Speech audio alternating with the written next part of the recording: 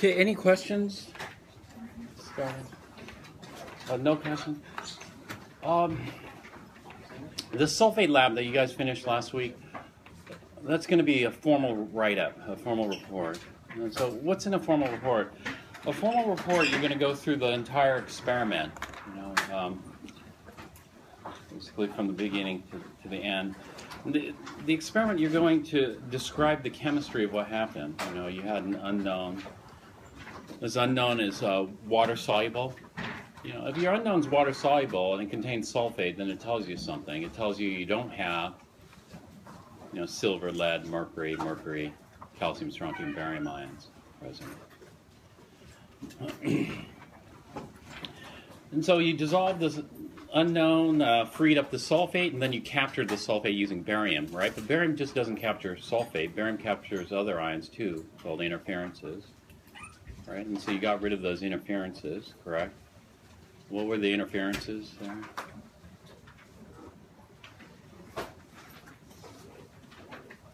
Phosphate and carbonate. And how? Well, you could show me how. Eventually, we isolated the precipitate, and we cleaned it off, washed off, and then weighed it. And so, was what you weighed pure barium sulfate? Yes? No? Basically, this report is just to kind of argue that it is, right? Or as pure as you can get. Otherwise, your analysis doesn't work. And so somebody might, say, well, prove it to me that this is pure barium sulfate. And so this is what your job is. Your job is to prove to the skeptical person, scientists in general are skeptics, not that they want to be hard on anybody, it's just that's how science works. And so you have to argue in your paper and make, sensible chemical arguments that, yes, this is barium sulfate. Right? Well, like any report, if you want full proof, then obviously you need more time, you need more money, this kind of thing, and you might not ever end. We just have to go with the proof we have. This is like Dalton, Dalton. Oops. What was Dalton? What did Dalton do? Or what was he known for? Atomic theory, right. So somebody, obviously wanted proof. What's the proof that atoms exist? And so Dalton had his, but did he wait for the invention of the scanning, tunneling microscope? No, obviously not, nor are you. You're just going to take the data that you have and present as convincing of an argument as you can, about this analysis. Okay? And so that's the most important aspect of the formal report. The formal report is going to have some major sections, it's going to have name, title, that kind of stuff. But the major sections we can look at, there aren't that many. One's the abstract. The abstract is just like a one-paragraph synopsis of the experiment. Most people will not read the entire report. Most people will just read the abstract alone. The reason is most people, they have too much reading to do as is, and this paper might not be directly related to what they're doing. And so they just want the one-paragraph synopsis. In a one-paragraph synopsis, they don't want to be forced to have to read, the whole paper just to figure out what the conclusion was, which is the percent sulfate. How much percent sulfate did you find in your unknown? That should be in the abstract. This is the amount of sulfate that was determined, and this is how we did it. This is a simple one-paragraph deal. Now, this is either written at the beginning or at the end, of this. And so actually you're writing two. You're writing a mini paper called the abstract, and then you're writing the full report. Okay, in the full report we have an introduction section. Introduction section just gives some background or history, background on sulfates, their occurrence in nature, something like that. their use, maybe some historical perspective about, sulfate analysis, gravimetric analysis, this kind of stuff.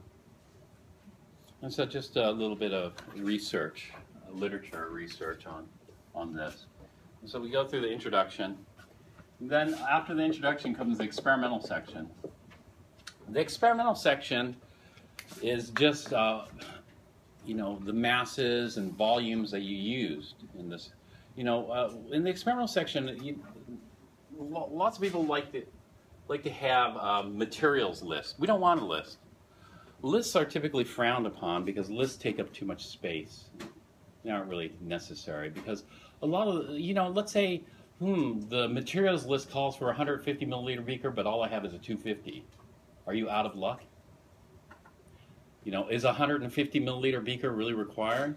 Would a 250 substitute adequately? Yeah, usually. If you needed 150 and you only had a 50, then that could be trouble, but it doesn't really matter because people could see the volumes.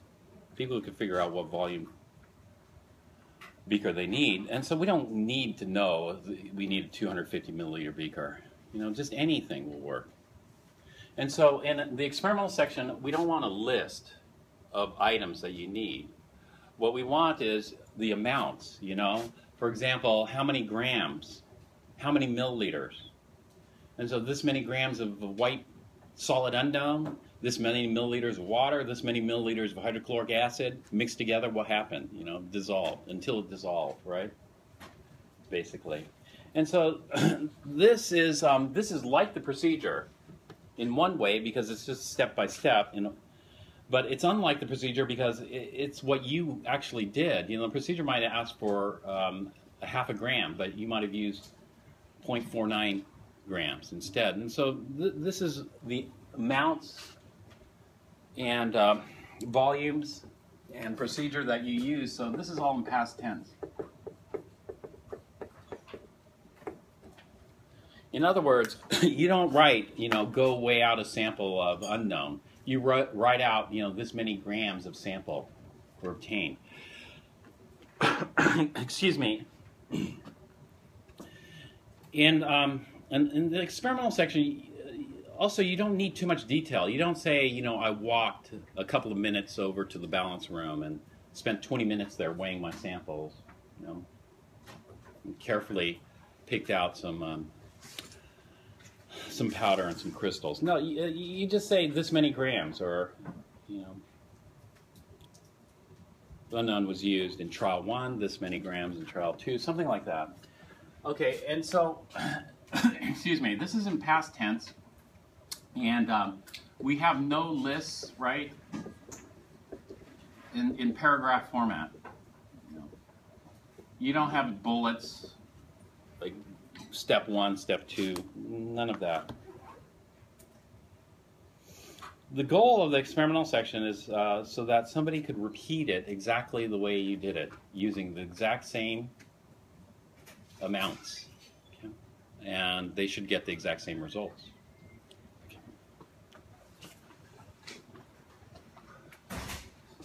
Okay, the experimental we call the nuts and bolts because that's how you mix it. It's cookbook. In the experimental section, you don't have to describe any of the actual chemistry that's happening, right? So there's no like theoretical discussion about this. That comes in the next section, which is called the discussion section. Discussion section is the most important of all the sections because here's where you talk about, the white unknown solid dissolved in water and what it tells you, why you're doing it, this kind of stuff going through. And so here's where you present like chemical equations and this type of stuff. And so by the end of the discussion, then people will go, that makes sense. I think this is barium sulfate that you captured at the end, and I think it's pretty pure. Or they might go, well, I don't quite think you know what's going on, and I don't really trust your analysis.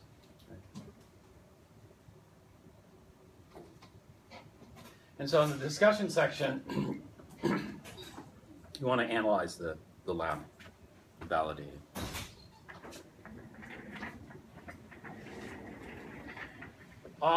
Normally we don't have a conclusion here. You know, the conclusion you can just have as a paragraph at the end of the discussion or a few sentences at the end. You know, a lot of people like to conclude, you know, there was error in this experiment, experimental error. You know, but that's experimental error. What is that exactly? You know, there's always experimental error, right? There's no need to tell me that there's experimental error. You have to be, and anyway, error. That would be more in the discussion. You know, at the end of this, we usually talk about, you know, the intro section being like a historical perspective, but the conclusion, you know, at the end of the discussion should be like a future. You know, what would you have liked to have done? You know, had you had the time and resources to do that? You know. What do you see are potential problems in this analysis, you know, and how to fix those? This kind of stuff. Is there a way to nail down the identity of this, etc.? And so it's a conclusion is more like, okay, you know, if you had the resources, I'm sure like Dalton, you know, if he had a magnifying glass powerful enough to see atoms, then, you know, maybe could see him. Or maybe it's not theoretically possible. At least with visible light.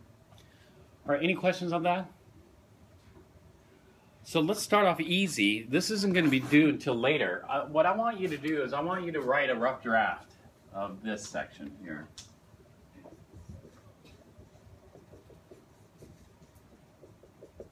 Let's have this due next week on Thursday.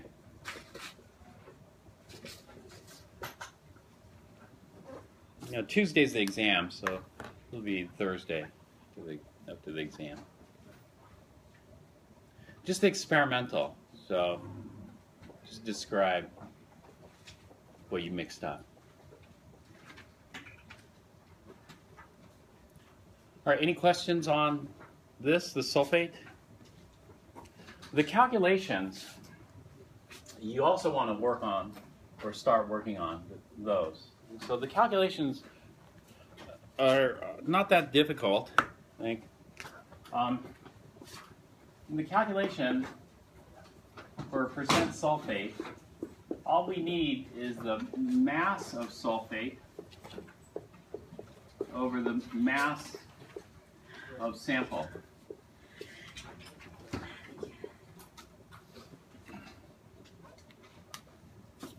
The mass of sulfate is easy to determine, assuming that we have pure barium sulfate. And we capture. Did we capture all the sulfate? Did we miss any sulfate? How do you know you got all the sulfate? Can you prove it to me? Sure, that should be easy, right? Everybody should be able to prove that in their report. Well, anyway, hopefully the precipitate that we got is actually pure barium sulfate. And so if we know the grams of pure barium sulfate, and how do you know it's pure barium sulfate, by the way? You know? Why isn't it contaminated barium sulfate? You got to prove that to somebody, right? So you got to start thinking about the discussion section, but this will get you thinking because this, you know, in experimental, you're going through all the steps in the experiment, so that should think, well, you know, why am I doing this step? You should understand the purpose of each and every step in the experimental section, right? Why you're doing it.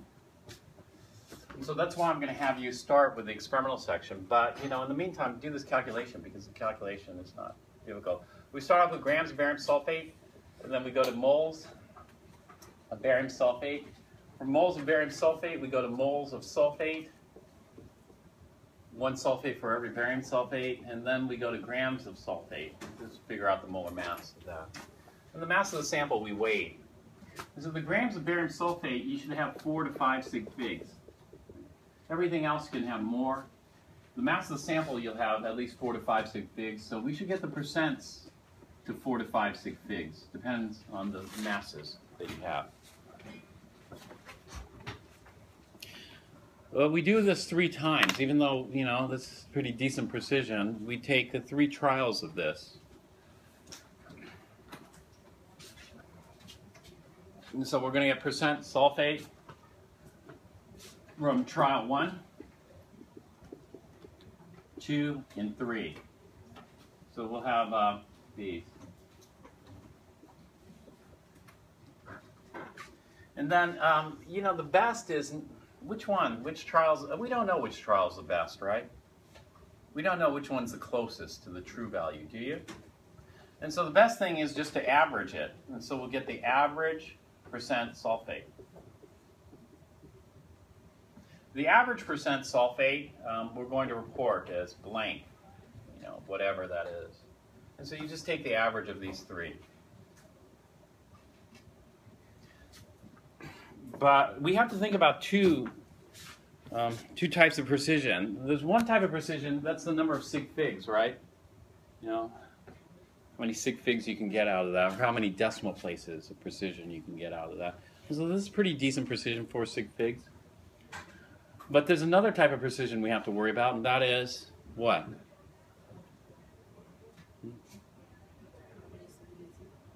The reproducibility, you know, how closely these 3 trials agree with each other. You know, what would be great is if the 3 trials are exactly the same and it's the correct answer. But what do you think? Are the 3 trials going to come out exactly the same? They're supposed to, but do you think they will? No, in fact, you're going to have some error, right? Random errors. Sometimes the error is a little high, sometimes it's a little low. So if we kind of graph it based on percent sulfate here, we graph it.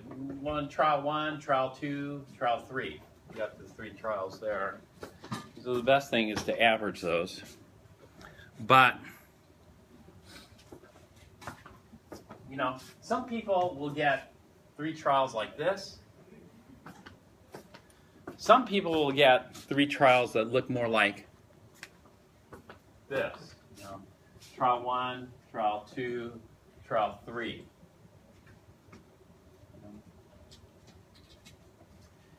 And so what we can say is the black data points have much better precision than the blue data points here. Well, you know, when we calculate the average of this one's going to come out over here, the average of this one's going to come somewhere out over here, right? And so when we report the average, we don't know how wide the spread of the data was. We need some way to get a gauge of the precision of that data. And so we're going to do that statistically.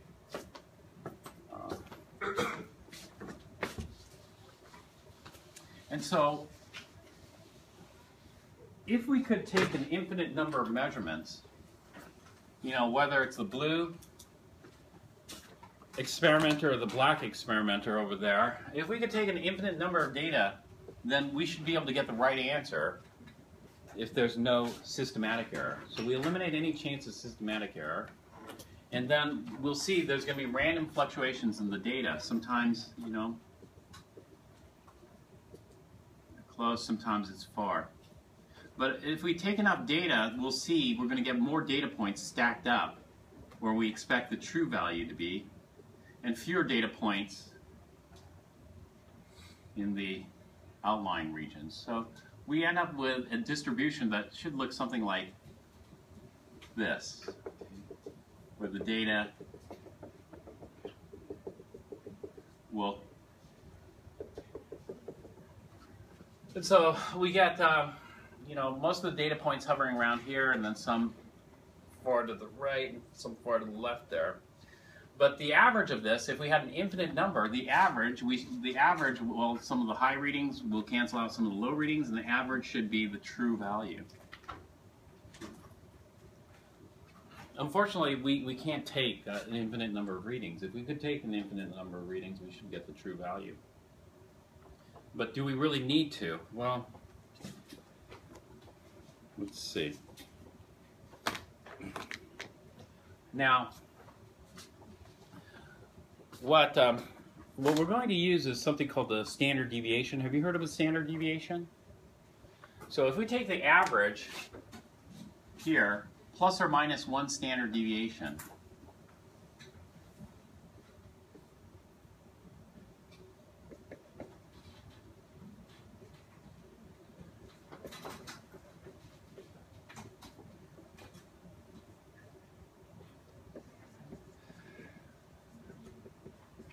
plus or minus 1 standard deviation, what that means is if we go up 1 standard deviation or go down 1 standard deviation, we'll get this area here. And so if we look at the average plus or minus 1 standard deviation, what does that mean? What it means is, well, looking at all the data points, it means we've just captured, 68% of all the data. And so 68% of this lies within plus or minus 1 standard deviation or so. Is that right? 68%?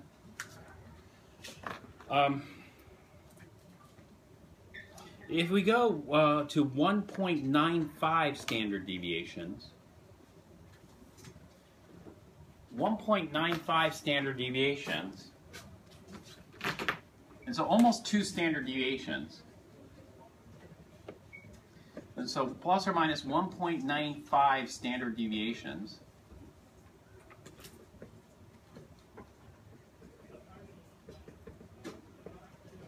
will widen this area. And it turns out that if we look at plus or minus 1.95 standard deviations, we capture 95% of the data points here.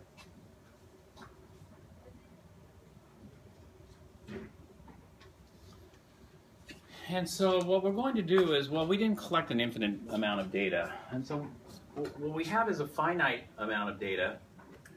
And instead,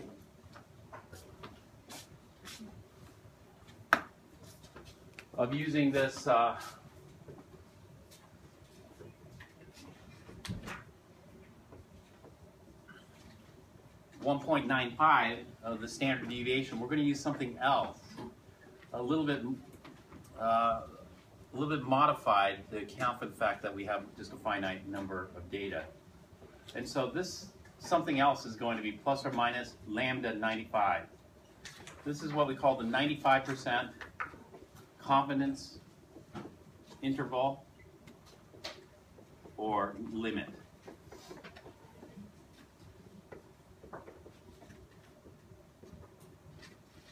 I'll just call it the confidence limit. So this is with an infinite number of data, but where or how does this bell-shaped curve look? Because it should be a normal distribution, random error just randomly happens above and below. But if we only take 3 data points, how can we simulate this distribution? Well, based on 3 data points, we can use some statistics to kind of simulate this distribution, something like this. Or, if the data points are like this, what would the distribution look like? It would be much wider, right? Much wider distribution.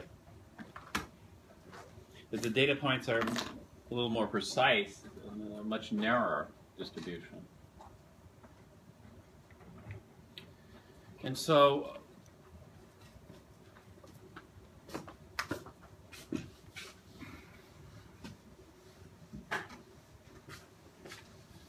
what we're going to calculate is related to the standard deviation. Standard deviations given different symbols. One of the symbols, standard deviation. Standard deviation is approximately equal to S. S is called the variance, but you don't need to know this. You don't even need to know standard deviation. S we just need to do the calculation. So that's essentially the standard deviation. A little bit different because we're going to have this 1 over n minus 1 term. And then what we're going to do is we're going to take the sum of the deviations, the square of the deviations. The sum of the square of the deviations, we look at each data point 1 minus the average, square that, and then take the square root, basically. And so for our percent sulfate, n is the number of trials.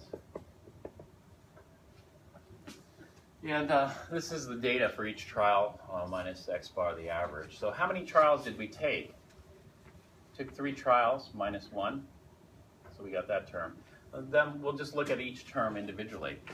And so we have the percent sulfate from trial 1 minus the average percent sulfate squared.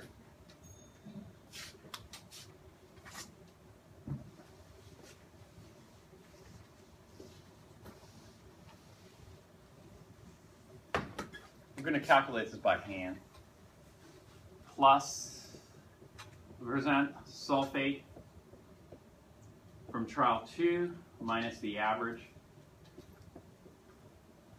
percent sulfate squared plus percent sulfate from trial 3 minus the average percent sulfate squared. This will give us the variant. Now, the lambda 95 is obviously going to depend on the spread. Also, it's going to also depend on the number of data points. And so the lambda 95 is equal to the square root of s times t divided by n. N's the same as before. S is what we just calculated. T is called the student's T factor. Student's T. Students, actually, is it with apostrophe S? Students is a type of distribution. It's not a student like a college student. You know, it's a name given to a distribution. So let's take a look at students' T distribution.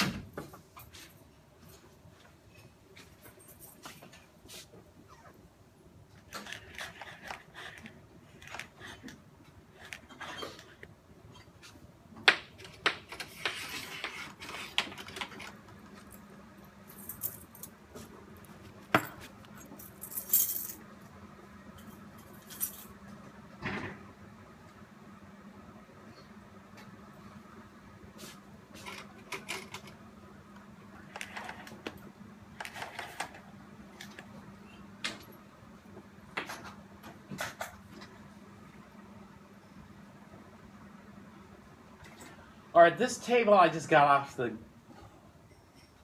Google. I just Googled students' T distribution. There are lots of tables on the internet, but you have to be careful reading this table because the first time I read this table, I made a mistake. I was looking for the 95% confidence limit, so I was looking for the T factor here. So I read off the T factors, but no, this was weird because this wasn't the 95%. It turned out this is the 95%. This turned out to be the 90. I don't know why they do this, but they did.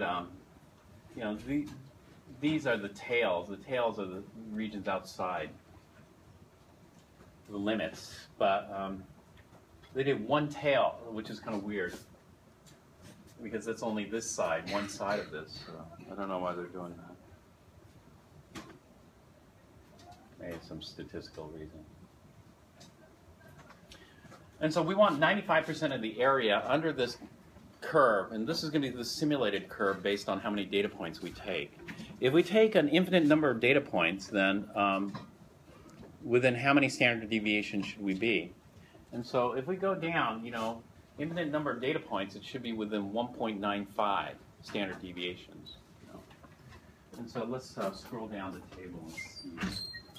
Although that's standard deviations, variance is slightly different than standard deviation. And so here they only go to 30. If you take 30 trials, then we're at 2.0 times something close to the standard deviation. So we're getting closer, 1.95 standard deviations. But do we want to take an infinite number of data? No, it's too much. It's impossible. And so we'd like to get by with less data. If we get by with less data, then less work. So take a look at this.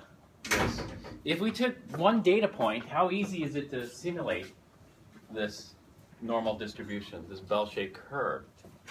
Well, not so easy, so the uncertainty is going to be a lot greater. So if we took one data point, our t-factor is 12.7. If we go ahead and take two data points, what happens to our t-factor? Our t-factor goes from 12.7 to 4.3, a dramatic improvement. Because at 12.7, actually it'd be here, our lambda 95 is going to be a lot bigger versus a 4.3.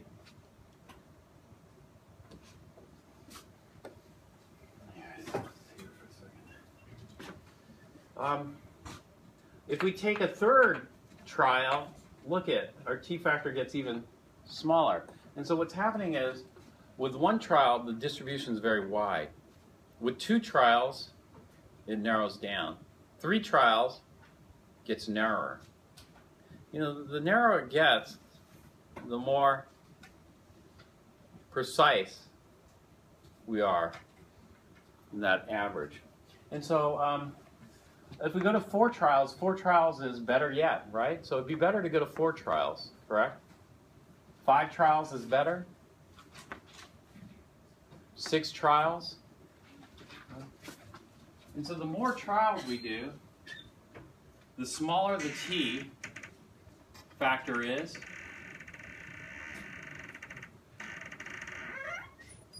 And narrow the range. But when we look at this, let's go, the difference between 10 and 13, doing an extra, like going from 10 to 13 trials, did it make a huge difference in the t? No, so additional 3 trials didn't make much difference here. And so where does the biggest benefit come from, if you would think? Looking at these numbers, I'd say, the biggest benefit in the number of trials comes early.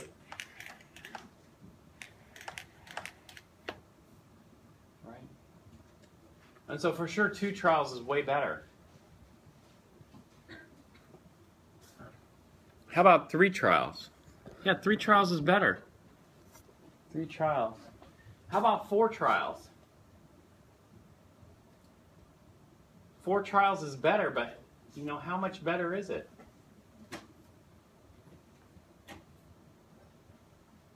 Here we're dropping from 4.3 to 3.18. Here we're dropping from 3.18 to 2.77. Is that as dramatic of an improvement? It's not a real dramatic improvement in the statistics of this. Therefore, it's not as beneficial to go to 4 trials as it is to go from 2 to 3 trials. And so the biggest cost versus benefit, the best benefit ratio would be with 3 trials. And so most people do 3 trials.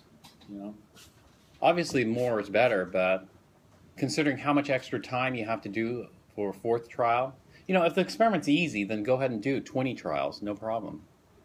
You'll get better data. But if the experiment is tough, then you want to do a minimum of how many trials? 3 trials, minimum 3 trials, no matter how tough it is. Because if you do 1 trial, you just have too much uncertainty in that. Even with 2 trials, it's too much uncertainty. You got to go with 3 trials. Okay. Well, you know, sometimes stuff happens and you lose one of these. You know, oops, something broke, I dropped it, whatever. And so you might be stuck with 2 trials. Well, that's okay. If you're stuck with 2 trials, then you can't use 3 here. You'd have to use 2 here. And your standard deviation is going to be bigger, right? Or your variance is going to be bigger. And your lambda is going to be bigger, obviously, because we're doing S times T. If you did 3 trials, you know, 3 trials, your T factor should be 3.1824. If you do 2 trials, your T factor is going to be 4.3. If you did 3 trials, you're dividing by 3. If you did 2 trials, you're only dividing by 2. And so all of a sudden, your lambda grows much bigger. And the range, the way we interpret this is this. We say that the true value, you know, should be with 95% confidence or 95% probability, the true value should be found within that range. That is the average plus or minus the lambda 95. 5% probability it's outside that range. Does that make sense? Good. So we're going to do a little bit of a statistical analysis on our average for the sulfate lab. Okay? And so you'll work on those calculations. All right, any questions on this? Well, let's talk about today's lab, titration.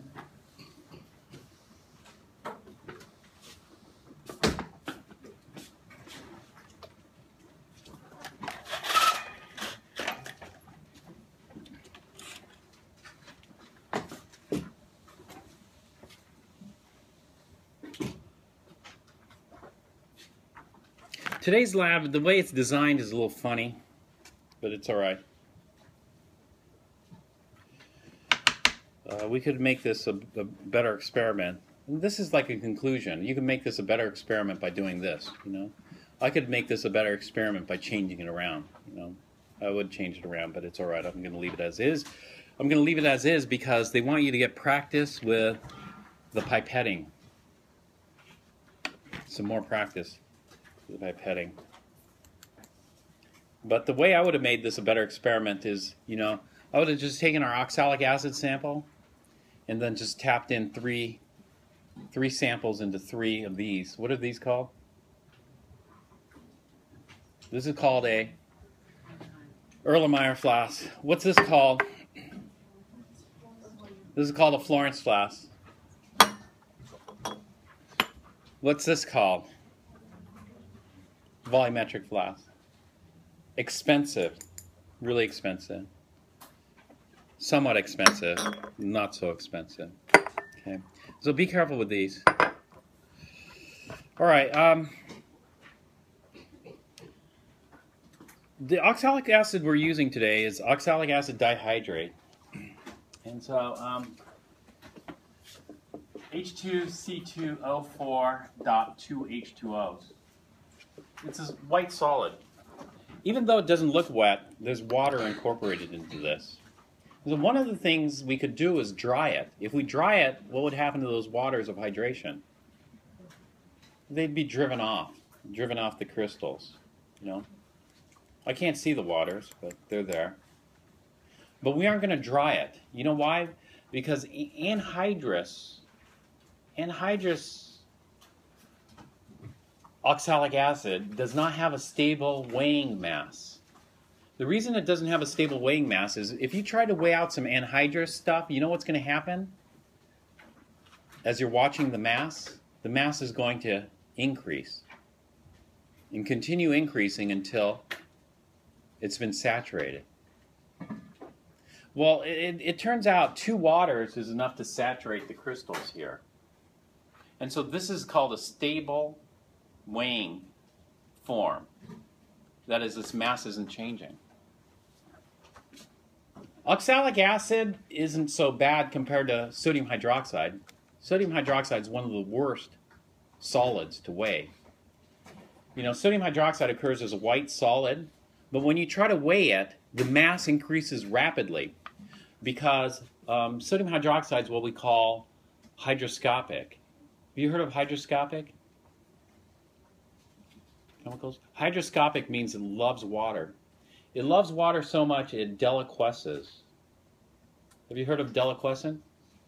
Deliquescence means it pulls water from the air, moisture, and eventually what happens is you start off with solid white sodium hydroxide.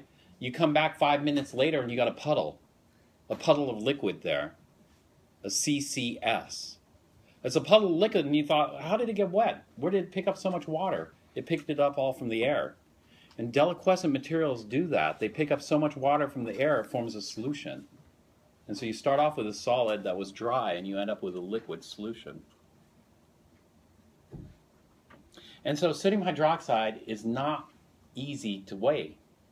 If you wanted to weigh sodium hydroxide, you'd have to get an anhydrous form, and then you have to put it into a box called a dry box, which has no water vapor in the air. It has 0% relative humidity. Not only that, the dry box cannot contain CO2 because sodium hydroxide reacts with CO2. You know, CO2 is what we call Lewis acid. We have a Lewis acid-based reaction. Forms sodium carbonate. And so sodium hydroxide is difficult to weigh, but this is easy to weigh because this hydrated form, we don't have to worry, you know. I don't have to put it in a desiccator. I can just leave it out open to the air. It's not going to suck in more water. It's already saturated. And that saturation was with 2 waters, so it's a stable mass. So this is a stable weighing form. That's item number 1. Stable weighing form. Item number 2, we have to buy this in high purity. There are different grades of chemicals. You know, usually you buy technical grade because it's the cheapest. But technical grade normally has like 95% purity, 93% purity, 97% purity. And so that means there's a significant percentage of impurities in there. It's technical grade.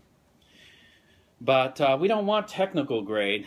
We want the highest grade. The highest grade that you can buy is analytical grade.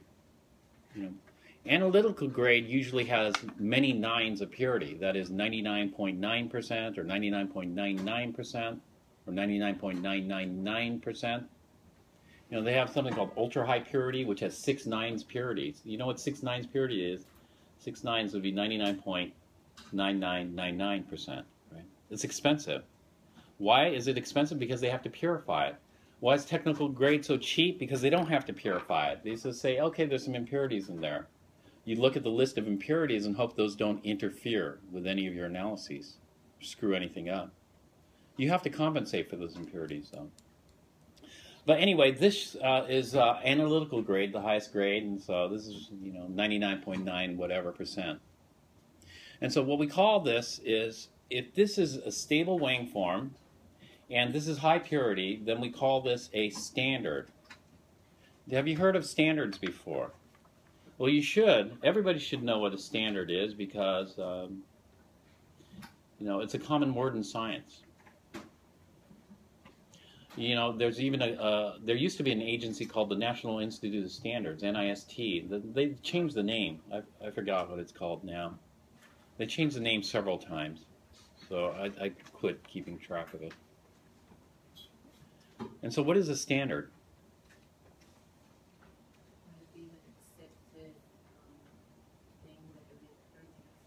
Yeah, right. Yeah, accepted. And so this is accepted. This should be pure oxalic acid dihydrate. That's a standard. And so high purity, in other words, it's what we use for measurement or calibration or whatever. And so this is our primary standard.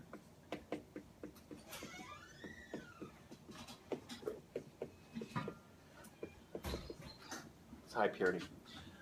All right, we're going to need to know the molar mass, and those waters are incorporated into there, so we're going to incorporate the waters into the molar mass. So altogether, we're going to have 6 hydrogens.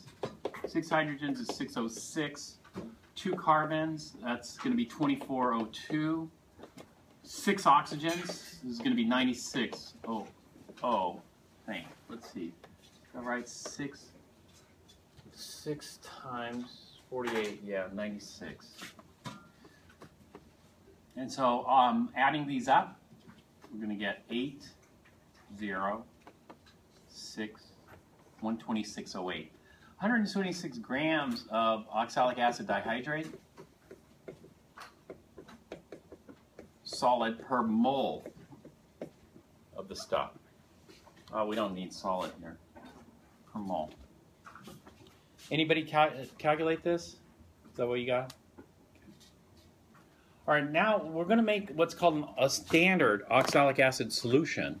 A standard oxalic acid solution, we should know with a high degree of precision and a high degree of accuracy what the concentration of this solution is. And so we need to weigh out some oxalic acid. Did somebody do the pre-lab? How many grams of oxalic acid dihydrate do we need? 2.5 grams. 2.5 grams is correct. But it doesn't have to be exactly 2.5. It could be 2.5 plus or minus.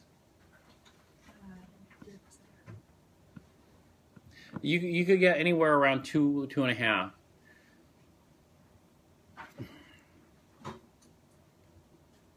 You don't want to go too high, though. Going too high means you might have to refill the burette. But you should know it to how many sig figs.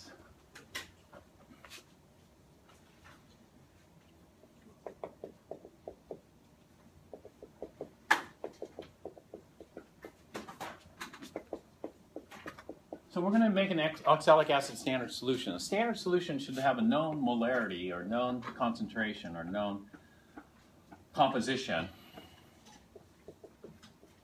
to a high degree of accuracy and precision. Well, we can weigh this. We can weigh out the oxalic acid accurately as long as the balances have been calibrated with a standard mass, which they have been, right? You didn't do it, but we did it. And so we weigh out some of the oxalic acid. Be careful, oxalic acid is poisonous, right? So don't, if you spill some on your fingers, wash it off, right? If you spill some next to the balance, get a wet paper towel and just wipe it up. Don't use a dry paper towel because you might create a dust aerosol and inhale it, and it's bad to inhale the stuff. Oxalic acid.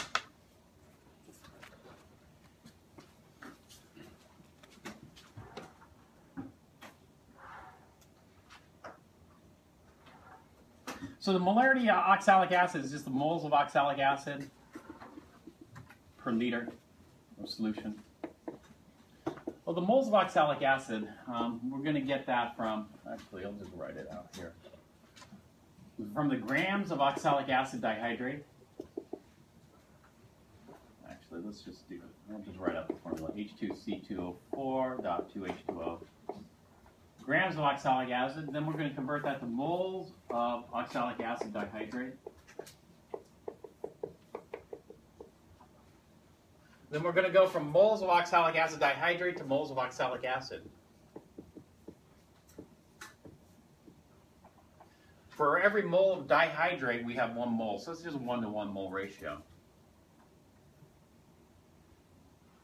And divided by the liters of solution. Well, what we're going to do is we're going to get our oxalic acid in this. And we're going to use water. So you weigh it out in the beaker, tear the beaker, and then you're going to rinse the oxalic acid in here with water. And then we got to get it to dissolve, so don't fill it up yet. Fill it about 2/3 or halfway, and then swirl it. Or stopper it with a rubber stopper, invert, and mix it this way. Okay, once all the oxalic acid is dissolved, then carefully fill it with water until you reach the etch mark on the neck. The etch mark varies on calibration here. And so here, just fill it. If you overshoot the mark here, the bottom of the meniscus should line up with the mark. If you overshoot the mark, you have to dump out in the waste and start over. Do not overshoot the mark. I would, when you get close, get a dropper, drop by drop. That way you won't overshoot it. Okay, once we fill it to the mark, then we'll make sure it's properly mixed, and then we have our oxalic acid sander. But, you know, this is expensive, and so we don't want to leave it here because in case you knock it over, it breaks. And so what we're going to do is we're going to transfer this standard solution into this cheap Florence flask. But we need to clean this first. We rinse with DI. But if this is wet with DI water, what's that going to do to our standard? It's going to dilute our standard. And then we don't know, because our standard is going to have a lot of sig figs. This is going to be 5 sig figs. These conversion factors are going to be more. And then in the volume, this is a 250 milliliter flask. Good to how many decimal places? 2. And so that's going to be converted to liters, and this is 5 sig figs. And so we should know the molarity of this to 5 sig figs. If I have a few drops of water in here and I add this, it's no longer good to 5 sig figs. And so what I'm going to do is I'm going to sacrifice some of this solution. This might be contaminated with DI, but what I'm going to do is I'm going to rinse out the DI with oxalic acid, and then dump this in the waste. And so rinse it several times with some oxalic acid, wash out the water. We'll wash out the water. Now it should be wet with oxalic acid. And then it's okay, just pour the rest in there. So we got to watch out for cross-contamination. The same goes with pipettes, you know. You never give it a final rinse with DI, because that's going to change the concentration of the solution. You always give it a final rinse with whatever solution you're pipetting with. All right, so we get our oxalic acid standard, and then what we're going to do is we're just going to take 25 mils of our oxalic acid standard. This is a 25 milliliter volumetric pipette. Usually you don't want to do this, because if you put this directly in the source, you have the risk or greater risk of contaminating your source. So you usually pour a little off and then pipette it from there. That way you don't contaminate the whole thing in case an accident happens. And then we're going to pipette it into a Erlenmeyer, and then we're going to titrate it. Now, after I pipette it, you know, the pipette, I don't want to dilute it. But is it okay to have drops of water in my Erlenmeyer?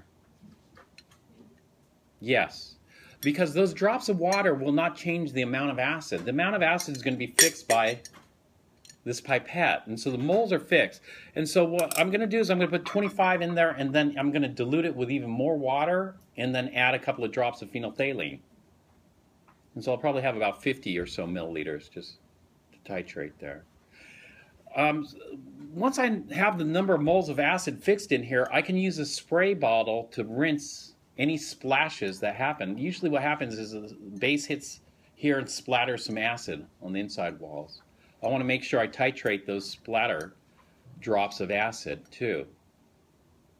Not only that, I might get fancy with my technique. You know, getting fancy with your technique is do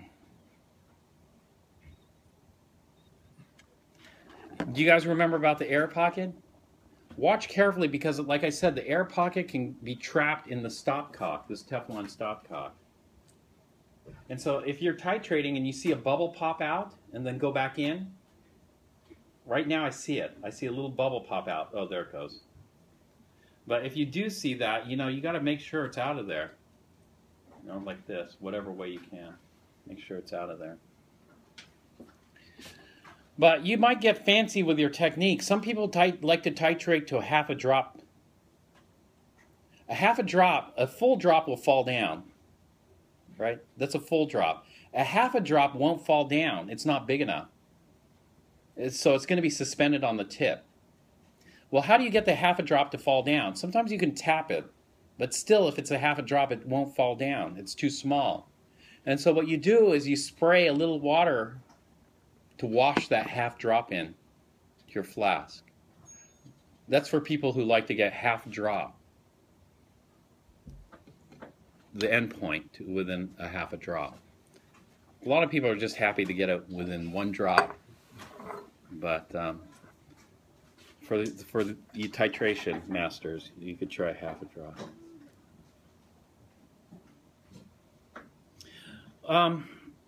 We're going to get 3 trials, but we aren't just going to take any 3 trials. We want 3 trials that are tightly spaced. And so if we're getting a wide spread on the 3 trials, we're going to throw those out. Because that's probably due not to just total random error, that's probably due to poor technique. And so what we're going to do is we're going to make sure our technique gets consistent enough to get 3 decent trials. And so we need to get 3 trials that agree. And so what we're going to do is we're going to do this. What is the purpose of today's experiment? Standardize the sodium hydroxide solution.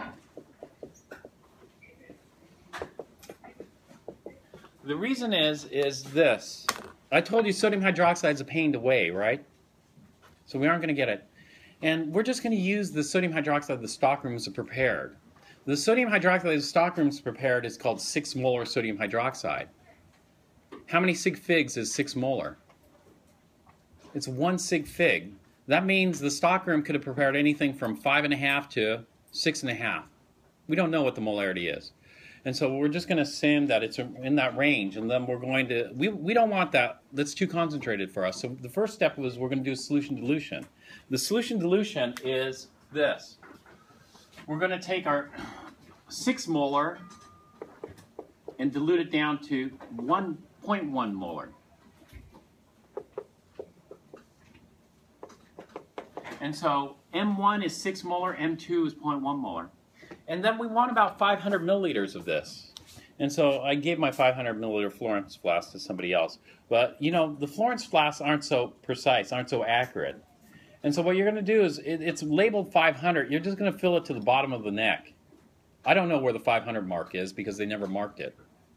This is not a 500. The 500 is bigger. And so the volume of 0.1 we want is 500 milliliters. That should be enough for day 1 and day 2. And so we need to figure out how much 6 molar do we need. Did somebody calculate that? And so V1 is equal to M2 over M1 times V2. M2 is 0.1 molar, M1 is 6 molar, V2 is 500 milliliters. The molar cancels out, and that gives us 8.3 milliliters.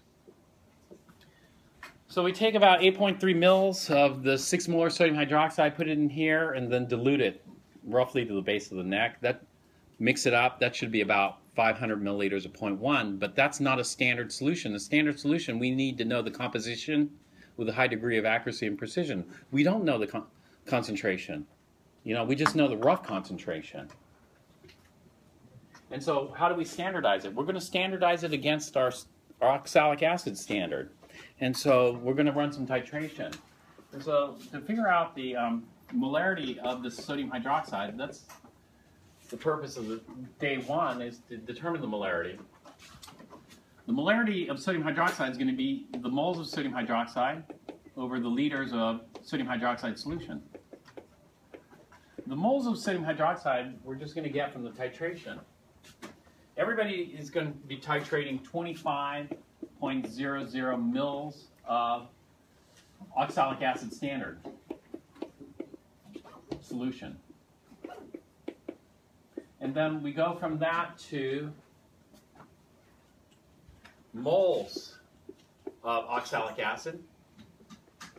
We know the concentration because we know the molarity of the oxalic acid standard. We'll just call it ox-ac standard. Oxalic acid standard. That was just the previous calculation. And so we go to the moles of oxalic acid. From moles of oxalic acid, we go to moles of sodium hydroxide. The moles of sodium hydroxide we get from the balanced chemical equation. That is, oxalic acid is what we call diprotic acid. That's going to require 2 sodium hydroxides to neutralize. It's going to form a sodium oxalate and 2 water, salt and water. And so that gives us moles of sodium hydroxide, and then we divide by the liters. But we aren't getting the liters, we're getting the milliliters. we're going to get the milliliters of sodium hydroxide titrant from the burette. And so we get the milliliters of sodium hydroxide, and then we can convert that to liters from the burette. And that'll allow us to calculate the molarity of the sodium hydroxide titrant based on the oxalic acid standard solution. We need 3 molarities that agree with each other to what percent? 0.5%. And so what you do is you're going to do 3 runs, at least 3 runs. You might have to do more. The record I have is 8 runs, and this person still couldn't do it, unfortunately. But ran out of time and ran out of sodium hydroxide. And so what we're going to do is 3 runs.